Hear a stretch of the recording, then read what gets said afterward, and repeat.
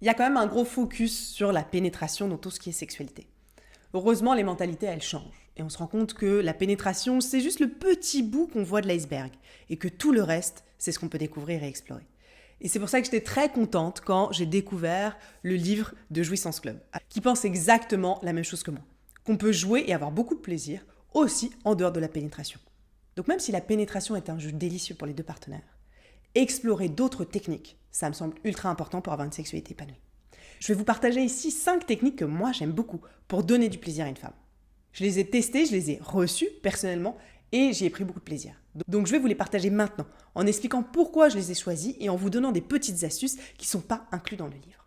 Je ne vais pas numéroter les techniques, je les ai juste pris dans l'ordre du livre où je les ai choisies. Encore une fois, là on est focalisé sur le plaisir féminin. Il y a des super techniques pour vous messieurs qu'on verra dans une autre vidéo. Petite pause, j'organise un atelier digital incroyable le samedi 9 mars. On va voir ensemble toutes les nouvelles aventures et les nouvelles explorations sexuelles qu'on peut faire après 40 ans pour conserver et développer une vie sexuelle épanouie. Le lien pour prendre votre place est en commentaire. La première technique que j'ai voulu choisir, parce que c'est une demande que j'ai eu pas mal sur la chaîne, c'est dans le cas où vous avez une partenaire qui est trop sensible du clitoris pour qu'on touche directement son clitoris. Bah oui, certaines femmes, elles n'ont pas du tout envie qu'on touche le petit bourgeon du clitoris quand il sort. Donc il va falloir utiliser une approche indirecte. Et là, il y a une des approches indirectes que moi j'aime beaucoup. Donc ça s'appelle le sourire du barbu. Alors elle a appelé ça sourire du barbu à cause des poils qu'il peut avoir sur une vulve.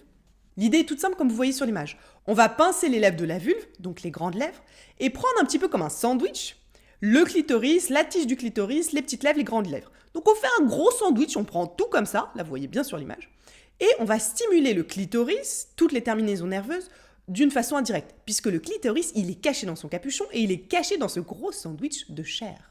Une fois que vous avez fait ce gros sandwich-là, que vous avez bien tout pincé, en pinçant aussi le clitoris à l'intérieur, vous allez secouer de gauche à droite.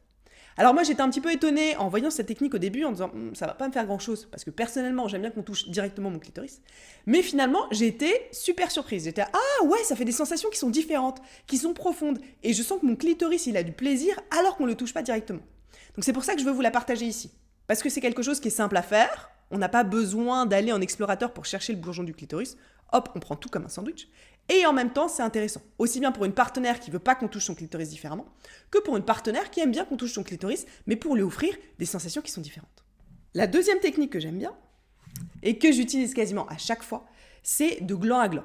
Donc le principe, il est simple, c'est de dire que le gland d'une verge va toucher le gland du clitoris.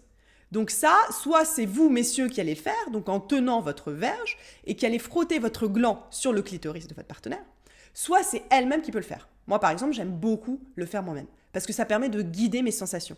Et je trouve que plutôt qu'utiliser un sextoy, utiliser la verge de mon partenaire, c'est beaucoup plus sympa et beaucoup plus excitant pour les deux. Donc le principe là, c'est que déjà, vous n'êtes pas obligé d'avoir une érection complète. À partir du moment où on va pouvoir tenir assez la verge et exercer assez de pression sur le clitoris, ça peut fonctionner. Donc ne vous inquiétez pas si votre sexe n'est pas totalement érigé.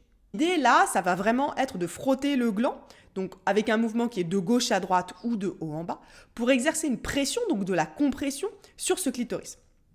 Et là, donc vous voyez, l'idée, ça va vraiment être de garder le gland collé.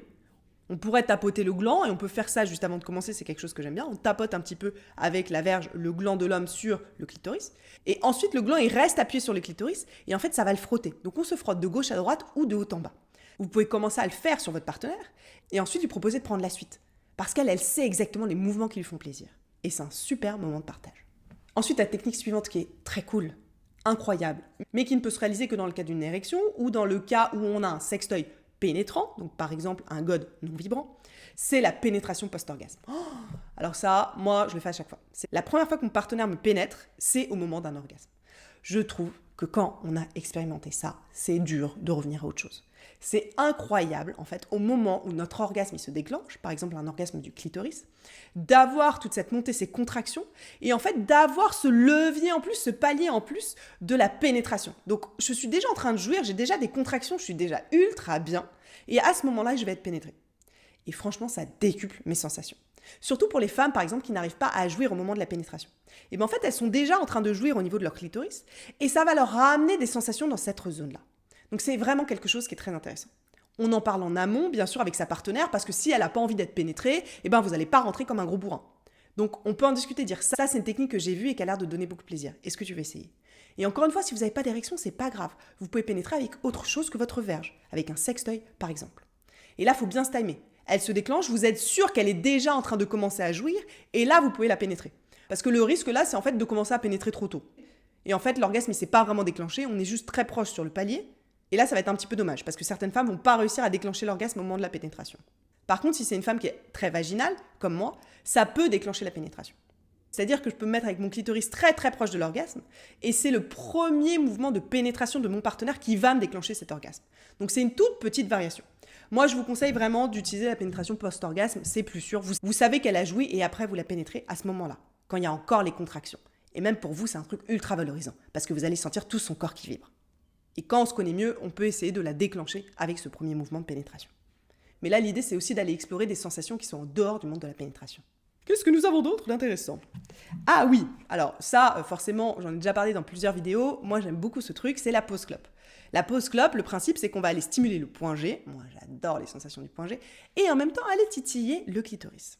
Donc ça, c'est un très bon combo. On titille le clitoris, attention d'une façon qui n'est pas trop forte, parce que le risque que je vois souvent avec ces techniques sur mes partenaires, c'est qu'en fait, vu qu'ils sont concentrés à titiller mon point G, ils appuient trop au niveau de mon clitoris. Et ça, c'est désagréable. Donc l'idée, c'est d'avoir une pression qui est adaptée au niveau du point G à la sensibilité de votre partenaire, pour qu'elle ait des bonnes sensations intérieures, et en même temps d'adapter au niveau du clitoris, avec votre pouce. Est-ce qu'en fait, elle a envie que ce soit doux à cet endroit-là ? Pas trop appuyé, ou un mouvement qui soit pas trop rapide. Parce que souvent, l'homme va faire des mouvements qui sont trop rapides ou trop appuyés à ce moment-là. Et ensuite, la dernière technique que j'ai voulu inclure, parce qu'on l'a pas encore vu énormément sur cette chaîne, mais on va le voir encore plus, puisque c'est un plaisir que j'adore, le plaisir glacé, le plaisir de l'anus pour une femme. Donc ça s'appelle le mouvement solidaire. En gros, c'est tout simplement d'avoir une double pénétration.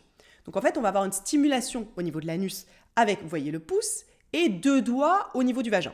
Là, vous pouvez avoir les 2 doigts qui vont tout simplement tout droit, donc qui stimulent comme une pénétration, ou vous pouvez avoir un mouvement qui est un tout petit peu plus dirigé vers le haut pour aller stimuler la zone du point G ou la zone rugueuse. Et là, c'est assez intéressant ce mouvement parce qu'en fait, on a les 2 plaisirs en même temps.